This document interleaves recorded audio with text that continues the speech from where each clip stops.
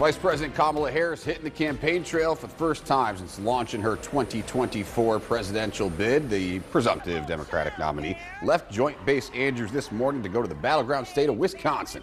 That's where she's rallying voters in Milwaukee, where they had the RNC last week. Harris has locked up enough support from Democratic delegates to win her party's nomination and challenge former President Donald Trump. She's now raised more than $100 million for her campaign so far.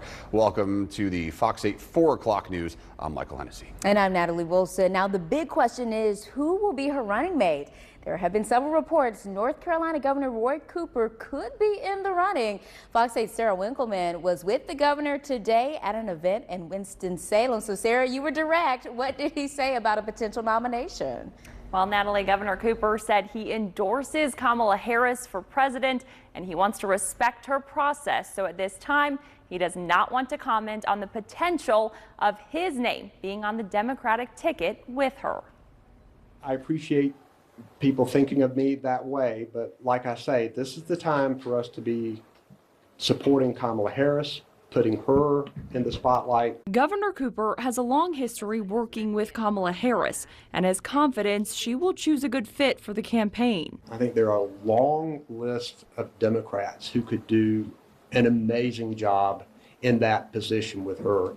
The thing is, she has extraordinary people to pick from, and I trust that she's going to make the right decision. Democrats are less than 1 month from their national convention in Chicago to announce the official nominees. They have very little time. David Holian, a political science professor at UNCG, says typically the vetting process starts in the spring after the primaries. If you had the normal amount of time, you would have not a short list, you would have quite a long list.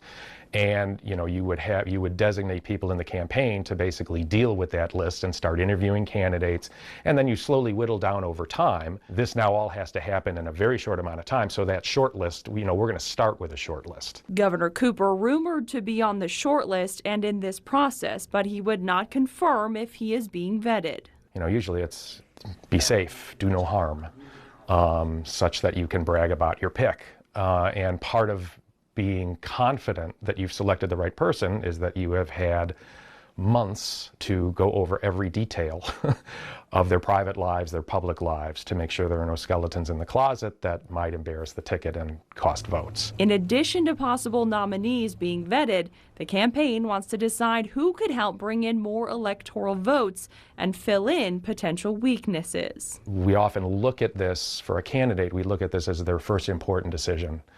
And you don't want to screw it up.